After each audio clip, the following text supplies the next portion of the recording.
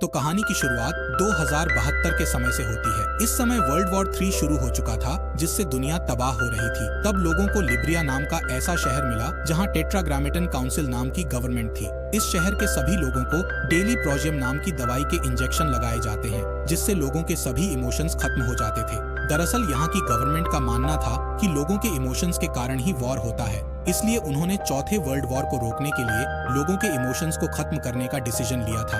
यहाँ तक कि आर्ट, पालतू जानवर और बुक्स पर भी रोक लगा दी थी, क्योंकि इससे लोग सबसे ज्यादा इमोशनल होते थे। जो भी यहाँ के नियमों को तोड़ता था उसे क्रिमिनल माना जाता था और ऐसे क्रिमिनल्स को मौत की सजा दी जाती थी। साथ ही यहाँ की गवर्नमेंट ने क्लेरिक्स नाम का ऐसा ग्रुप बनाया था जिसका काम आर्ट को अपनाने और प्यार करने वाले लोगों को मारने का था। खैर, एक दिन क्लेरिक्स ग्रुप को एक ऐसी अंडरग्राउंड जगह के बारे में पता चलता है जहां गवर्नमेंट के खिलाफ लोगों का ग्रुप रहता था। इसलिए जॉन और एरोल नाम के ऑफिसर्स अपनी स्पेशल टीम के साथ उस जगह पर छापा मारते हैं, लेकिन सभी क्रिमिनल्स एक अंधेरे कमरे में छुप जाते हैं। तब जॉन अकेला उस कमरे में जाता है और सभी क्रिमिनल्स को शूट करके मार डालता है। दरअसल जॉन बहुत ही शातिर और अच्छा योद्धा था और उसे टीम का सबसे स्पेशल ऑफिसर माना जाता था। यहाँ उन्हें कई इलीगल चीजें मिलती हैं, जिसमें म्यूजिक एल्बम्स, मूवी कैसेट होती हैं। जब वो यहाँ के फर्स्ट बोर्ड को तोड़ते हैं तो उन्हें वहाँ कई सारी पेंटिंग्स और बुक्स मिलती हैं, जिसमें मोनालिसा की असली पेंटिंग भी थी। जॉन अपने आदमियों को यहाँ का सारा सामान जलाने का कहता है। इसके बाद जॉन और एरोल हेडक्वार्टर जाते हैं। तब जॉन एरोल के पास एक बुक को देखता है। जब जॉन उससे बुक रखने का कारण पूछता है तो एरोल बताता है कि मैंने ये बुक सबूत के लिए रखी है और मैं इसे हेडक्वार्टर में जमा कर दूंगा। इस बीच हम एक फादर को देखते हैं जो कि इस शहर के लीडर हैं। फादर शहर की सभी स्क्रीन पर दिखाई देते हैं और लोगों को प्रोजियम लेने का ध्यान दिलाते हुए कहते हैं कि हमने इमोशंस को कंट्रोल करके शांति कायम कर ली है। ये सुनकर सभी लोग तालियां बजाने लगते हैं। यहाँ के किसी भी इंसान ने फादर को नहीं देखा था, क्योंकि वो हमेशा स्क्रीन की मदद से ही लोगों से बात करते थे। यहाँ जॉन हेडक्वार्टर में अपनी रिपोर्ट देने के लिए वाइस काउंसिल ड्यूपॉन्ट से मिलता है, जो कि जॉन की बहुत तारीफ करता है। ड्यूपॉन्ट जॉन से पूछता है कि आखिर तुम्हें हर इंसान के इमोशनल होने के बारे में कैसे पता चल जाता है, जिस पर जॉन बताता है कि मैंने ये सब अपने दुश्मनों की तरह सोचकर सीखा है। यहाँ ड्यूपॉन्ट जॉन से उसकी फैमिली के बारे में भी पूछता है। तब जॉन कहता है कि कुछ साल पहले मेरी वाइफ इमोशंस को महसूस करने लगी थी, इसलिए उसे अरेस्ट करके जला दिया गया। इसके बाद जॉन रिकॉर्ड देखने जाता है, जहां उसे पता चलता है कि एरोल ने उस बुक को जमा नहीं किया है, जिससे जॉन को एरोल पर शक होता है। इसलिए वो उसे ढूंढने निकल जाता है। तब एरोल उसे एक चर्च में मिलता है, जहां वो उसी बुक को पढ़ रहा था। यहाँ एरोल जॉन से कहता है कि हम लोगों ने उन चीजों को खो दिया है जो हमें असली इंसान बनाती थी, जिस पर जॉन कहता है कि अब कोई युद्ध और हत्या नहीं होंगी। यहाँ जॉन उसे बुक पढ़ने के कारण क्रिमिनल मानता है और उसे मार डालता है। इसके बाद जॉन ब्रांट नाम के क्लेरिक्स से मिलता है, जिसने एरोल की जगह ले ली थी। कुछ समय बाद जॉन अपने घर जाता है, जहां उसका बेटा रॉबी उसे बताता है कि मैंने एक लड़के को रोते हुए देखा था, क्या मुझे ऑफिसर्स को इस बारे में बताना चाहिए? जिस पर जॉन उससे कहता है कि तुम्हें ऐसा ही करना चाहिए। यहाँ रॉबी और जॉन को देखकर पता चलता है कि उन दोनों में कोई भी इमोशनल कनेक्शन नहीं है। इसी रात जॉन को उस दिन का सपना आता है जब उसकी वाइफ को अरेस्ट किया गया था। दरअसल जब ऑफिसर्स उसकी वाइफ को अरेस्ट करने आए थे, तब जॉन ने 2 ऑफिसर्स को घायल कर दिया था। लेकिन जब ऑफिसर्स ने उसे बताया कि तुम्हारी वाइफ एक क्रिमिनल है, तब जॉन ने उनसे लड़ना बंद कर दिया था। जिसके बाद उसकी वाइफ ने उसे आखिरी बार किस किया और कहा कि तुम मुझे कभी मत भूलना। वहीं जॉन के दोनों बच्चे दूर से ये सब देख रहे थे। खैर, अगली सुबह जॉन गलती से अपनी प्रोजियम की शीशी को नीचे गिराकर तोड़ देता है। तभी रॉबी वहाँ आता है और कहता है तुम्हें सेंटर से दवाई मिल जाएगी। जब जॉन दवाई लेने के लिए सेंटर में जाता है तो उसे पता चलता है कि टेररिस्ट एक्टिविटी के कारण सेंटर को टेम्पोरेरीली बंद कर दिया है। इसी दौरान ब्रांट एक मिशन के लिए जॉन को लेने आता है, इसलिए जॉन उसके साथ चला जाता है और उसे अपनी प्रोजियम दवाई के बारे में कुछ नहीं बताता। इसके बाद जॉन और ब्रांट मैरी नाम की एक लेडी के घर पर छापा मारते हैं, जहां जॉन मैरी को मिरर के सामने धकेलता है। तब उसे अपनी पत्नी की याद आ जाती है, इसलिए वो रुक जाता है। जल्द ही जॉन मैरी से दूर हो जाता है ताकि ब्रांट को उसके इमोशंस के वापस आने का पता न चल सके। अब ऑफिसर्स एक दीवार को तोड़ते हैं, जहां उन्हें ऐसा रूम मिलता है जिसमें बहुत सारी बुक्स और पेंटिंग्स रखी हुई थी। तभी अचानक मैरी एक ऑफिसर की गन छीनकर जॉन पर पॉइंट कर देती है, इसलिए ब्रांट मैरी को शूट करने के लिए आगे बढ़ता है। तब जॉन ब्रांट को रोकते हुए कहता है कि हम अंडरग्राउंड क्रिमिनल्स के बारे में जानकारी निकालने के लिए मैरी का यूज कर सकते हैं। जिसके बाद वो मैरी को पूछताछ के लिए हेडक्वार्टर ले जाते हैं, जहां जॉन उससे दूसरे क्रिमिनल्स के बारे में पूछता है। पर मैरी उसे कोई जवाब नहीं देती और जॉन से उसके जीने के मकसद के बारे में पूछती है, जिस पर जॉन कहता है कि मेरा मकसद इस समाज को अच्छी तरह से चलाना है। तब मैरी कहती है कि तुम जिस समाज को चलाने का बोल रहे हो उसमें कोई भी इंसान नहीं है, बल्कि सभी मशीन बन चुके हैं। ये बात जॉन के दिमाग में घुस जाती है, इसलिए वो रात में प्रोजियम का इंजेक्शन बिना लगाए सो जाता है। इसी रात वो सपने में देखता है कि एरोल का शरीर बुरी तरह जल गया है, जिससे डर कर वो जाग जाता है और उसे बहुत अजीब लगता है। इसलिए वो विंडो के पास आ जाता है, जहां वो पहली बार सूरज को उगते हुए देखकर बहुत अच्छा महसूस करता है।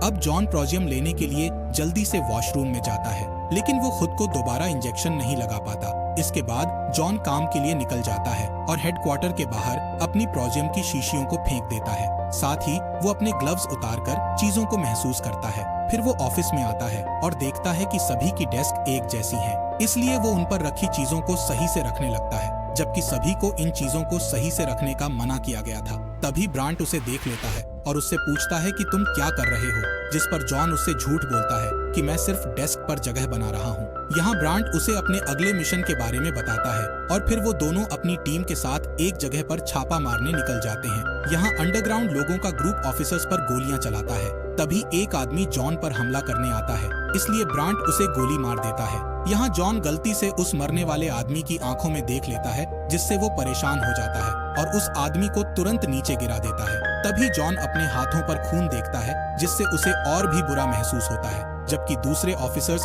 बिना किसी हेजिटेशन के उन सभी लोगों को मार देते हैं। जिसके बाद जॉन को इलीगल चीजों से भरा एक रूम मिलता है, जहां वो एक म्यूजिक को सुनकर इमोशनल हो जाता है और रोने लगता है। इसके बाद उसकी टीम वहां के सभी सामान को जला देती है। तब ब्रांट नोटिस करता है कि जॉन ने एक बुक को अपने पास रख लिया है, इसलिए वो उससे बुक रखने का कारण पूछता है, जिस पर जॉन कहता है कि ये बुक मैंने सबूत के लिए रखी है।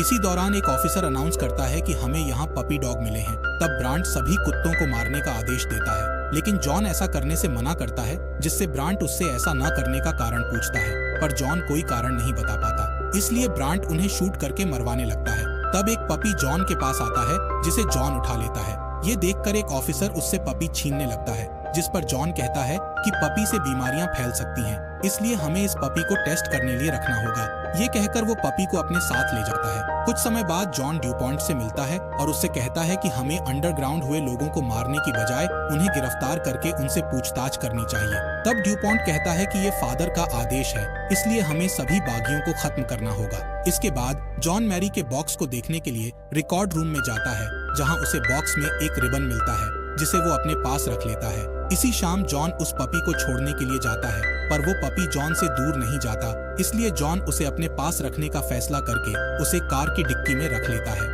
इसी दौरान वहाँ ऑफिसर्स आ जाते हैं और जॉन की कार को चेक करने का कहते हैं। यहाँ एक ऑफिसर जॉन को पहचान लेता है, इसलिए वो जॉन से माफी मांगकर उसे जाने का कहता है, पर तभी ऑफिसर्स को उस पपी के चिल्लाने की आवाज आती है, इसलिए वो जॉन की कार को चेक करते हैं, जिसमें वो पपी को देख लेते हैं, इसलिए वो उसे अरेस्ट करने का कहते हैं। तब जॉन सभी ऑफिसर्स से लड़ता है और उन्हें मार डालता है। अगली सुबह जॉन अपनी प्रोजियम शीशियों को मिरर के पीछे छिपा देता है और फिर हेडक्वार्टर जाकर अपनी तलवार से प्रैक्टिस करने लगता है। तब ब्रांट भी उसके साथ प्रैक्टिस करता है, जिस दौरान ब्रांट जॉन से कहता है कि कल रात हमारे ऑफिसर्स को किसी ने मार दिया है, इसलिए अब फादर सभी अंडरग्राउंड लोगों को जल्द से जल्द मारने का बोल रहे हैं। यहाँ पता चलता है कि ब्रांट को जॉन पर शक हो गया है कि वो फीलिंग्स महसूस कर रहा है। अब दोनों एक जगह पर छापा मारने के लिए जाते हैं, जहाँ जॉन को अंडरग्राउंड लोगों का एक ग्रुप मिलता है। जॉन उनसे कहता है कि तुम्हें यहाँ से चले जाना चाहिए, पर उन लोगों को जॉन पर विश्वास नहीं था। तभी वहाँ जॉन के ऑफिसर्स आ जाते हैं, इसलिए जॉन उन लोगों को बचाने के लिए ऑफिसर्स को मारने लगता है, जिससे उन लोगों को जॉन पर भरोसा हो जाता है। इसके बाद वो सभी मासूम लोगों को छिपने का कहकर अपने ऑफिसर्स से लड़ता है। थोड़ी देर बाद जॉन अंडरग्राउंड लोगों को ढूंढता है, तब उसे पता चलता है कि ब्रांट ने उन लोगों को पकड़ लिया है। अब क्योंकि ब्रांट को जॉन पर शक था, इसलिए ब्रांट जॉन को गन देकर उन सभी लोगों को मारने का कहता है, पर जॉन ब्रांट को उसकी गन वापस देते हुए कहता है कि तुम्हारे लिए बेहतर होगा कि तुम अपनी गन अपने पास रखो। इसके बाद ब्रांट अपने ऑफिसर से उन सभी लोगों को मारने का ऑर्डर देता है, जिससे जॉन को बहुत बुरा लगता है और वो बाहर चला जाता है। कुछ समय बाद जॉन ड्यूपॉन्ट से मिलने जाता है और उससे कहता है कि मैं फादर से मिलना चाहता हूँ, जिस पर ड्यूपॉन्ट उसे सभी अंडरग्राउंड हुए लोगों को मारने का मिशन देता है। इसके बाद हम जॉन को एरोल की बॉडी के पास देखते हैं, जहाँ वो एरोल से माफी मांगता है। यहाँ उसे एरोल के सामान में बहुत सारी तस्वीरें मिलती हैं, जिसमें एक फोटो में एरोल मैरी के साथ था, साथ ही उसे एक नोट मिलता है जिस पर फ्रीडम लिखा हुआ था। अब जॉन मैरी से मिलने जाता है और उससे एरोल के बारे में पूछता है, पर मैरी उसे कुछ नहीं बताती। तब जॉन उसे बताता है कि मैंने एरोल को मार डाला है। ये सुनकर मैरी एक पेन से जॉन पर हमला कर देती है, लेकिन जॉन उसे नीचे गिरा देता है और उसके चेहरे को छूने लगता है। दरअसल मैरी का चेहरा जॉन को उसकी पत्नी की याद दिला रहा था। मैरी उसे बता देती है कि वो एरोल की गर्लफ्रेंड थी। इसके बाद जॉन वहाँ से चला जाता है और दोबारा एरोल की फोटोज को देखने लगता है, जिससे जॉन को पता चलता है कि एरोल फ्रीडम रीडिंग रूम नाम की जगह पर जाता था। इसलिए जॉन उस जगह पर जाता है और वहाँ के टीचर को धमकाकर एरोल के बारे में पूछता है, जिस पर टीचर उसे बताता है कि एरोल यहाँ जर्गेन नाम के एक आदमी से मिलने आता था। इसके बाद जॉन जर्गेन से मिलता है, जहाँ वो जर्गेन को बताता है कि मैंने भी दवाई लेना बंद कर दिया है। इसलिए जर्गेन उसे वहाँ की अंडरग्राउंड जगह में ले जाता है, जहाँ सभी मासूम लोग छिपकर रह रहे थे। यहाँ जॉन को पॉलीग्राफ मशीन से चेक किया जाता है ताकि जर्गेन को पता चल सके कि जॉन इमोशंस को महसूस कर सकता है कि नहीं। जॉन इस टेस्ट में पास हो जाता है। यहाँ जॉन बताता है कि अगले दिन मैरी को मार दिया जाएगा, जिस पर जुर्गन कहता है कि अगर तुम्हें सब कुछ अच्छा करना है तो तुम्हें फादर को मारना होगा। इसके बाद जॉन वहाँ से चला जाता है। तब उसे ऑफिसर्स घेर लेते हैं और उसे ड्यूपॉन्ट के पास ले जाते हैं। यहाँ ड्यूपॉन्ट जॉन से कहता है कि मुझे एक ऑफिसर से पता चला है कि तुमने प्रोजियम लेना बंद कर दिया है और तुम अंडरग्राउंड लोगों से मिलते हो। जिस पर जॉन कहता है कि मैं अंडरग्राउंड लोगों से कांटेक्ट करने की कोशिश कर रहा हूँ ताकि मैं जल्द से जल्द उन्हें मार सकूं। इसके बाद जॉन अपने घर जाता है और अपनी दवाइयों को छिपाकर अपने बच्चों को सोता हुआ देखता है। यहाँ वो अपने बच्चों के सिरिंज बॉक्स को देखता है। तभी रोबी जाग जाता है और उससे पूछता है कि तुम क्या कर रहे हो। तब जॉन कहता है कि मैं चेक कर रहा था कि तुम अपनी दवाई टाइम से ले रहे हो या नहीं। जिसके बाद रॉबी जॉन को पिता कहकर बुलाता है और वापस सो जाता है। यहाँ जॉन बहुत हैरान होता है क्योंकि पहली बार रॉबी ने उसे पिता कहकर बुलाया था। अगले दिन जॉन मैरी से मिलता है, जहाँ मैरी को महसूस होता है कि जॉन इंजेक्शन नहीं ले रहा है, इसलिए वो जॉन का हाथ छूती है। जिसके बाद जॉन जर्गेन से मिलता है और उससे कहता है कि फादर को मारना नामुमकिन है क्योंकि उन्हें देखने की परमिशन किसी को नहीं है। जिस पर जुर्गन कहता है कि तुम अच्छे योद्धा हो, इसलिए तुम्हारे लिए फादर को मारना आसान है। साथ ही वो कहता है कि अगर तुमने फादर को मार दिया तो मैं अपने लोगों के साथ मिलकर प्रोजियम लैब्स को खत्म कर दूंगा, जिससे लोग फिर से फीलिंग्स और इमोशंस को महसूस कर सकेंगे और सब ठीक हो जाएगा। अब जॉन फादर को ढूंढने के लिए मान जाता है। तब जुर्गन उसे वार्न करता है कि वो मैरी को मरते हुए न देखे क्योंकि इससे जॉन पूरी तरह टूट जाएगा। इसके बाद जॉन हेडक्वार्टर जाता है, जहाँ मैरी की फांसी की तैयारी चल रही थी। ये देखकर जॉन को बहुत बुरा लगता है और वो अपनी पत्नी का लास्ट वीडियो देखने लगता है, जिसमें जॉन के सामने ही उसकी पत्नी को जला दिया गया था और जॉन को इससे कोई फर्क नहीं पड़ा था। वीडियो देखकर जॉन इमोशनल हो जाता है और मैरी को बचाने के लिए भागता है, पर मैरी को चैम्बर के अंदर डाल दिया गया था। जैसे ही मैरी की मौत होती है तब जॉन को बहुत दुख होता है और वो बाहर आकर रोने लगता है। उसे रोता देखकर ब्रांट उसे अरेस्ट कर लेता है और उसे बुरी तरह पीटने लगता है। जिसके बाद वो उसे ड्यूपॉन्ट के पास ले जाता है और ड्यूपॉन्ट को बताता है कि जॉन मैरी के साथ मिला हुआ था और इसी ने हमारे ऑफिसर्स को मारा था। तब जॉन बिना डरे ड्यूपॉन्ट से कहता है कि असली गद्दार ब्रांट है क्योंकि ब्रांट की गन से ही हमारे ऑफिसर्स की जान गई थी। यहाँ ड्यूपॉन्ट जब ब्रांट की गन को चेक करता है तो उसे पता चलता है कि ब्रांट की गन से ही ऑफिसर्स की जान गई है। दरअसल ये सब जॉन का ही प्लान था और उसी ने ब्रांट की गन से ऑफिसर्स को मारा था।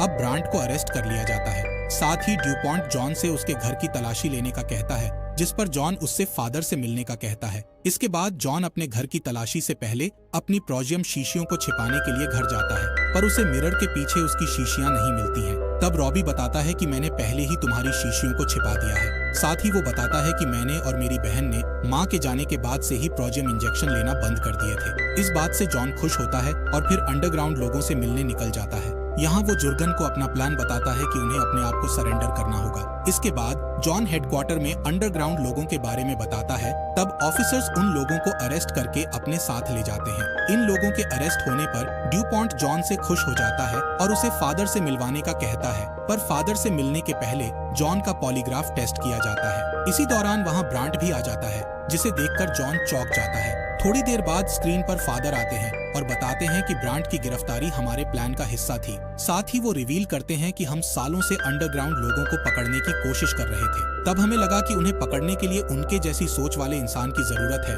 इसलिए हमने तुम्हारा यूज करके सभी अंडरग्राउंड लोगों को पकड़ लिया है। दरअसल जॉन की दवाई ना लेने के बारे में ड्यूपॉन्ट जानता था, लेकिन फिर भी उसने जॉन को अरेस्ट नहीं करवाया था क्योंकि वो उसकी मदद से अंडरग्राउंड लोगों को पकड़ना चाहता था। तभी स्क्रीन पर फादर की जगह ड्यूपॉन्ट दिखाई देने लगता है जिससे पता चलता है कि फादर की कई साल पहले मौत हो गई थी और अब उनकी जगह ड्यूपॉन्ट ने ले ली थी और ड्यूपॉन्ट फादर की रिकॉर्डिंग का यूज करके सभी को धोखा दे रहा था। इस बात से जॉन को बहुत गुस्सा आ जाता है और वो अपनी छिपाई हुई गन से सभी को मार डालता है। तब स्क्रीन पर ड्यूपॉन्ट उससे कहता है कि मैं जल्द ही तुम्हारे पास आ रहा हूँ, जिसके बाद जॉन वहाँ के सभी गार्ड्स को मारते हुए ड्यूपॉन्ट को ढूंढने निकल जाता है। कुछ ही देर में वो ड्यूपॉन्ट के पास पहुंच जाता है जहां ब्रांट भी मौजूद था। तभी वहां ड्यूपॉन्ट के गार्ड्स आ जाते हैं और जॉन पर हमला करने लगते हैं, जिससे जॉन सभी को अपनी तलवार से मार देता है। इसके बाद ब्रांट उससे लड़ने के लिए आगे बढ़ता है। तब जॉन ब्रांट का चेहरा काट कर उसे भी मार डालता है। ये देख ड्यूपॉन्ट अपनी गन से जॉन पर हमला करता है, जिससे बचते हुए जॉन भी उस पर हमला करता है और दोनों के बीच खतरनाक फाइट शुरू हो जाती है।